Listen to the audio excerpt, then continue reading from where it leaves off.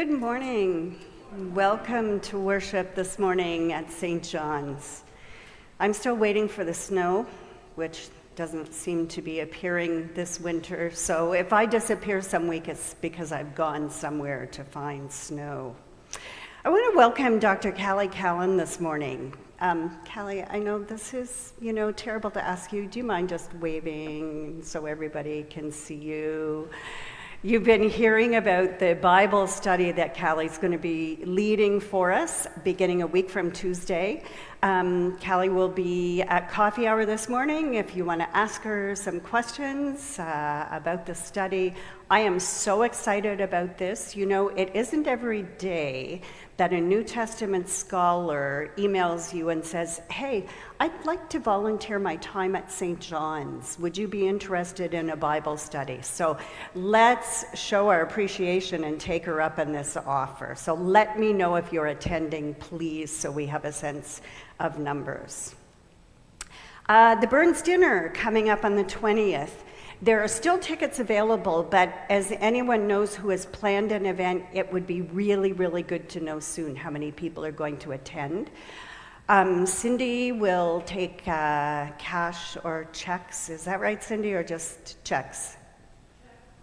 Checks, please, for the dinner at the coffee hour today. I'm just going to put a little plug in for Eventbrite.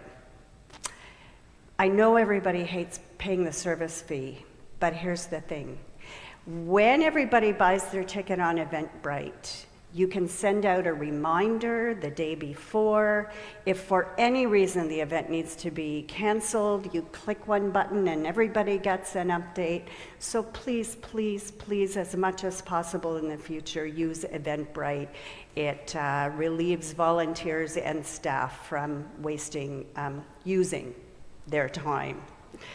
Congregational meeting will be held following worship on January 22nd. That's in 2 weeks' time, to hear the job description and all of the other material that will be used in the search process. So as much as possible, if people can be here in person, a plea to our online folk who actually live anywhere close to be here in person, because that will be an important meeting.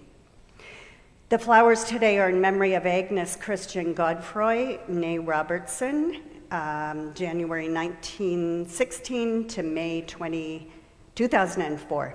A daughter, sister, aunt, mother, and grandmother. She gave us all courage and is still sharing that courage with her family, placed by her daughter Margaret and granddaughter Robin. Our opening hymn today, our hymns are All About Light, hymn number 79.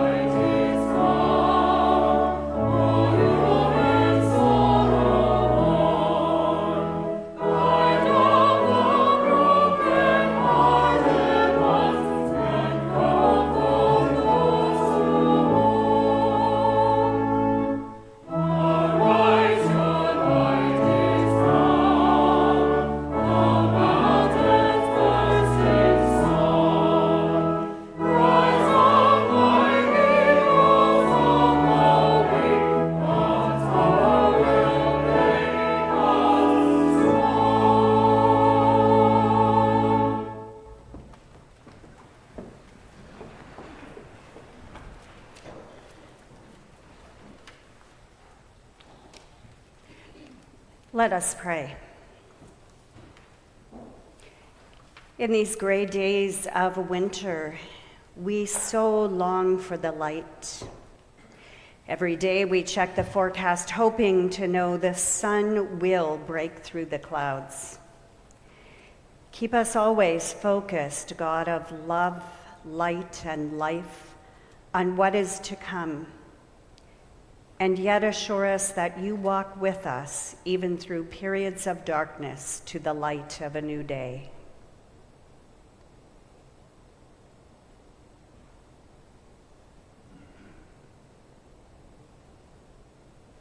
The light of God's love always shines brightly, even when obscured by human obstructions. Thanks be to God. Our reading this morning is taken from Matthew chapter 2, verses 1 to 12, that familiar story of the visit of the wise men. You'll remember that last week I said our wise men were kind of confused. They were on the steps, not sure if they were coming or going, because we inserted the reading about Herod's plan to kill all of the children under the age of 2, which was, I think, in terms of the lectionary, a strange place to place that reading, but we dealt with it, and now we're back to the visit of the kings to the stable. In the time of King Herod, after Jesus was born in Bethlehem of Judea, wise men came from the east to Jerusalem, asking, "Where is the child who has been born King of the Jews? For we observed his star at its rising and have come to pay him homage." When King Herod heard this, he was frightened, and all Jerusalem with him. And calling together all the chief priests and scribes of the people, he inquired of them where the Messiah was to be born. They told him, "In Bethlehem of Judea, for so it has been written by the prophet, 'And you, Bethlehem, in the land of Judah, are by no means least among the rulers of Judah. For from you shall come a ruler who is to shepherd my people Israel.' Then Herod secretly called for the wise men and learned from them the exact time the star had appeared. Then he sent them to Bethlehem, saying, 'Go and search diligently for the child, and when you have found him, bring me word, so that I may also go and pay him homage.' When they had heard the king, they set out, and there ahead of them went the star that they had seen at its rising, until it stopped over the place where the child was. When they saw that the star had stopped, they were overwhelmed with joy. On entering the house, they saw the child with Mary, his mother, and they knelt down and worshipped him. Then, opening their treasure chests, they offered him gifts of gold, frankincense, and myrrh. And having been warned in a dream not to return to Herod, they left for their own country by another road." Through these words, God's voice is heard.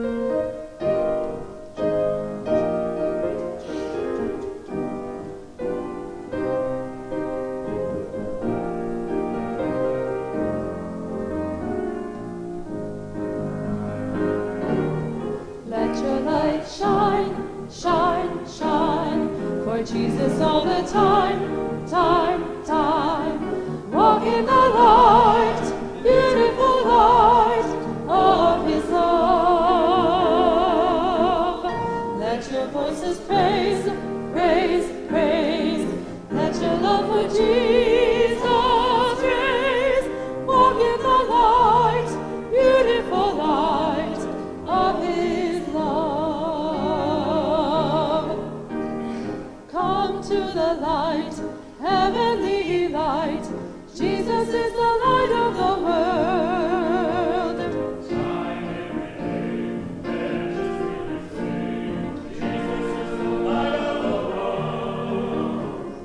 Come to the one, glory in the Son.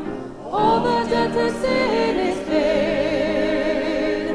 Let your voices sing, for we know the King. Jesus is the truth and way. Let your light shine, shine, shine, for Jesus all the time, time, time. Walk in the light, beautiful light of his love. Let your voices praise, praise, praise. Let your love for Jesus raise. Walk in the light, beautiful light of his love.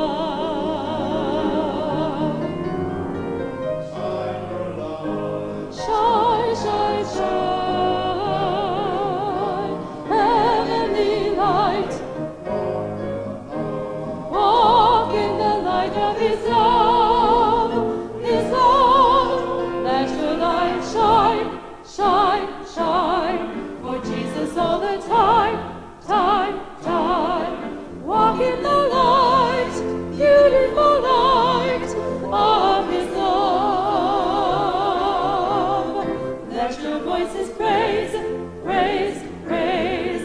Let your love for Jesus raise.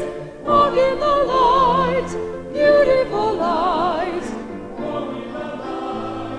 Heavenly light. Walk in the light, beautiful light of his love. Walk in the light of his love.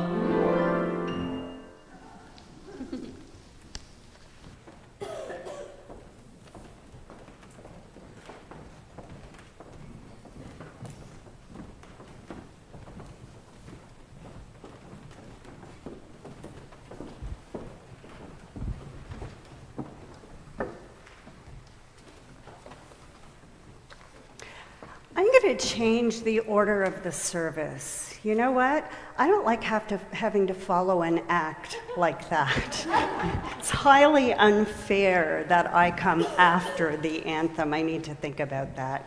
The other thing I want to say to you is it may be obvious this morning when I start my sermon that it was mostly written in the middle of the week before the beautiful sun had appeared yesterday. So just so you know the context, let us pray. Gracious God, these winter days can be filled with darkness and gray skies. And just like life sometimes can be filled with gray days when we get discouraged and feel like there is little hope. Remind us, O God, that just as the sun will shine again, so too behind the clouds of our lives is the light of your love, which always shines brightly in our hearts and in our world. Amen. I know I've mentioned before, my mother was Anglican from birth to death, even though she was married to a United Church minister for over 60 years and followed him to United Church worship 3 times every week. And because of her background, there were certain Anglican traditions and rituals that she observed as we grew up. On January 6th, Epiphany, the Christmas decorations came down, not a minute before or a minute after. And because I learned from my mother the beauty of fine liturgy and the importance of certain traditions, I followed her example. Except for this year. I was a day late. And even then, I really struggled yesterday to pack up Christmas. In fact, the trees came down yesterday, but the star and candles in my windows will remain there for some time. Now, I could say it's because Epiphany is a season, not just one day.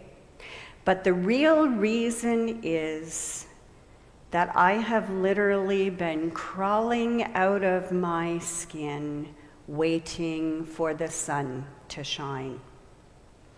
Apparently, they tell us the days are growing longer, but who would know? Because we haven't seen any daylight for weeks now to be able to judge that fact. We all know the story of the wise men, the magi, the astrologers, following the star to the stable. And of course, in Matthew's gospel, it's to fulfill words from the Hebrew scriptures. And I think we all know that they actually didn't appear the same night as the shepherds and angels, perhaps not for 2 years, actually. Thus, Herod's plot to kill all of the male children under the age of 2, that horrid story we read last week. And we sing about the star, and we have so many hymns about light that it's actually hard to choose which ones to sing during Epiphany.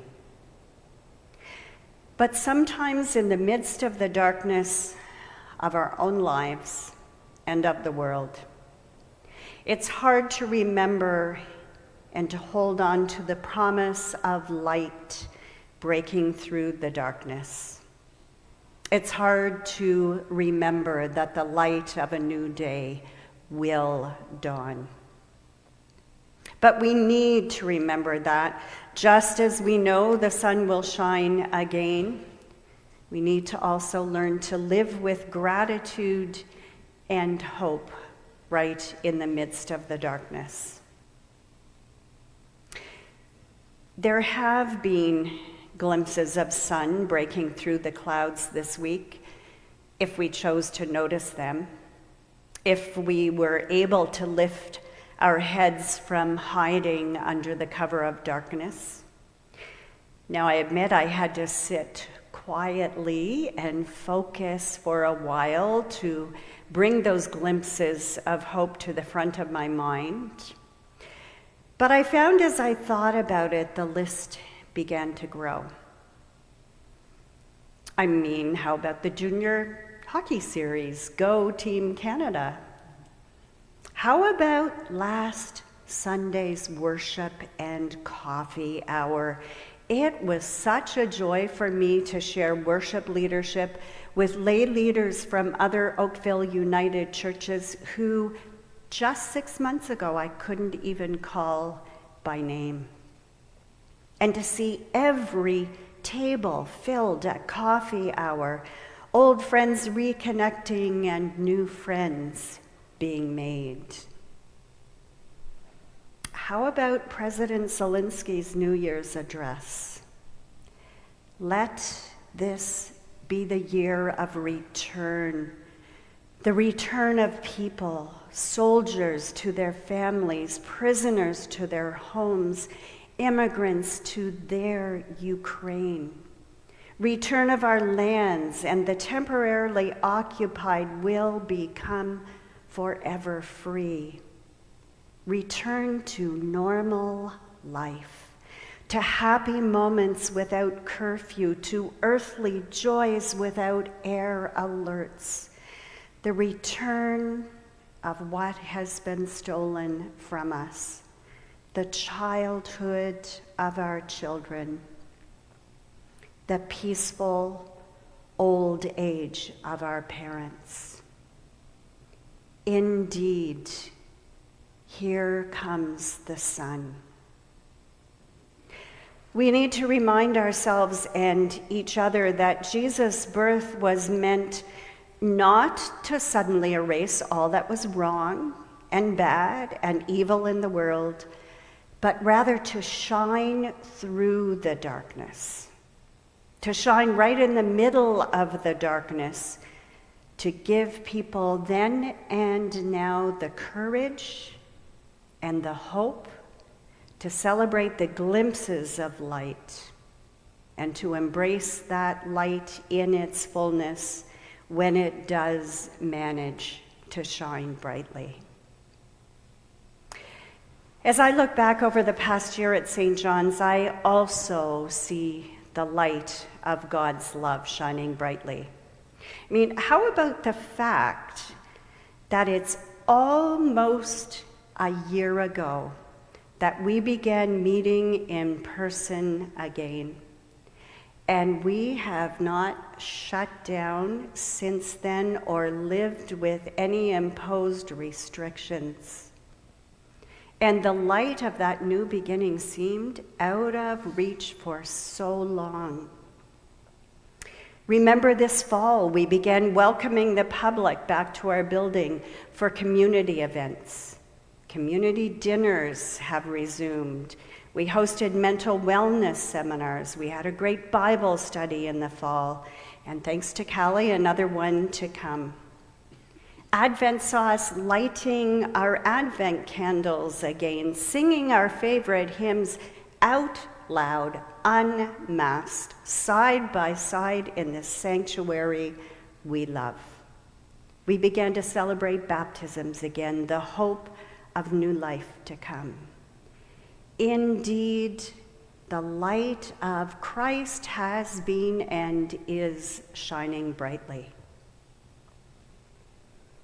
Okay, so as I was running some errands mid-afternoon yesterday, contemplating how to finish this sermon, the sun came out. A big, round, beautiful sun. And as I basked in the warmth and the brilliance of its presence, I was reminded that it hadn't actually disappeared. It was there all along, and who knows, maybe it was even agonizing over the fact that we hadn't been able to see it for days on end. And then I was reminded that the light of Christ is also always there, always shining. It's the circumstances, the challenges of life that blind us from its presence. And sometimes it's just our own negativity, isn't it? I keep telling others and I keep reminding myself that whatever is going on with the institution these days, the light and love of Christ are still as brilliant as ever. We just need to remember that. We need to trust it, and we need to clear the clouds fabricated by our own human, limited vision. So let's follow that light. Let's delight in its presence, and let's commit to sharing the wonder of the light of Christ in our world with enthusiasm and with joy. Hymn number 93.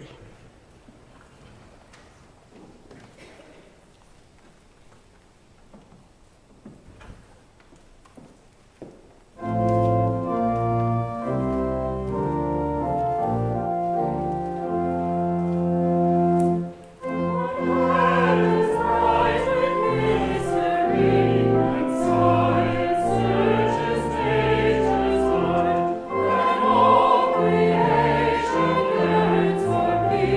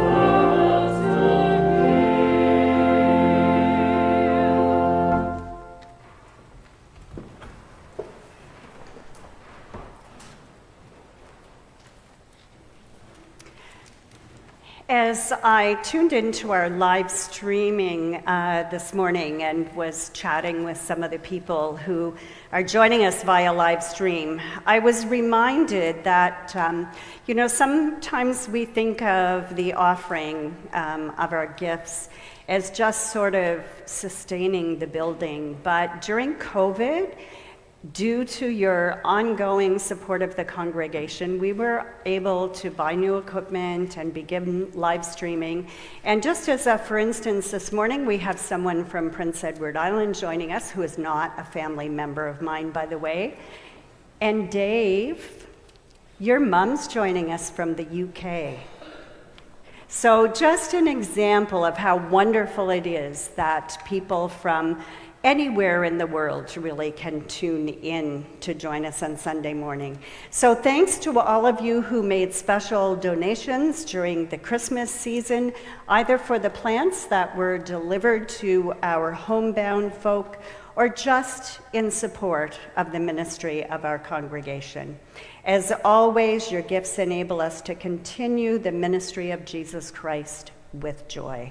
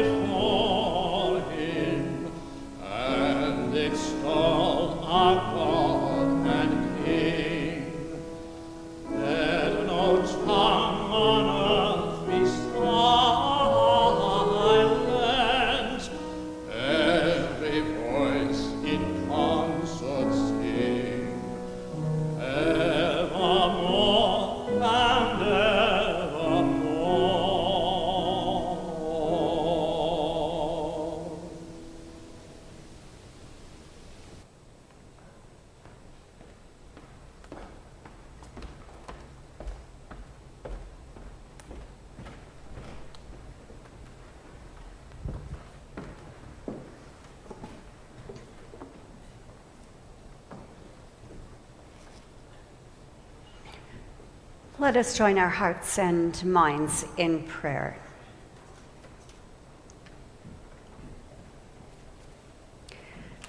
Oh, those gray days of winter sometimes do feel endless, God. So much so that we can begin to lose hope. We do indeed wonder if the sun will shine again. When darkness enfolds us, we tend to recoil, seeking comfort and warmth away from the world. Remind us that even the dark, though, brings lessons and gifts. In the dark, we don't see the dirt, the grime, the sad reality of what our world has come to. In the dark, we don't even see our own wrinkles from years of bearing life's trouble. In the dark, we sometimes have more time to think, to ponder, to recommit ourselves to working toward a world where light will win. Be with us, especially in periods of darkness, loving God. Allow us the time we need to replenish and renew. But then always, and in all ways, lead us through the darkness again, so that we might walk in the light of your love and grace that gives us the strength and courage we need to believe that the future holds promise, and that we can walk toward it with hope and with confidence. These and all of the prayers of our hearts we offer in the words Jesus taught us.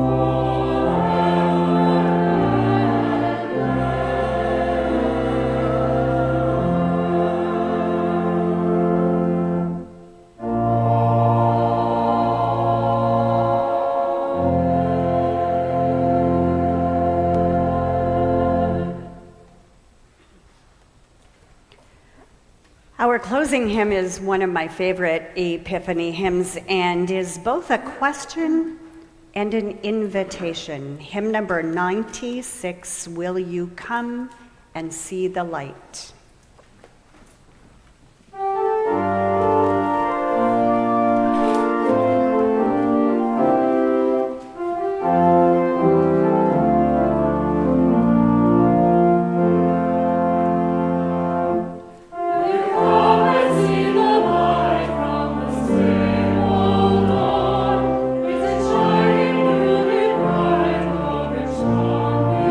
Before, we are guided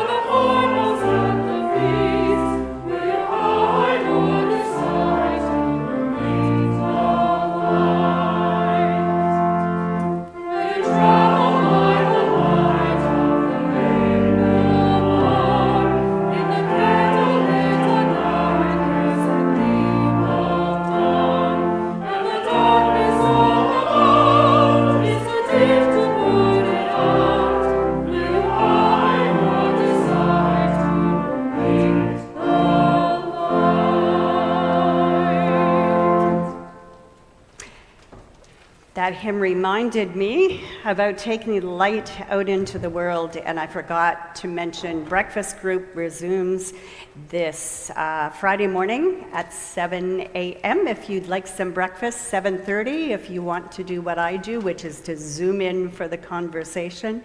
But we will be talking essentially about carrying that light out into the world, because we'll be talking about refugees and how dire the situation is, how many refugees from what countries, our government sponsors, and the question is there room at the inn?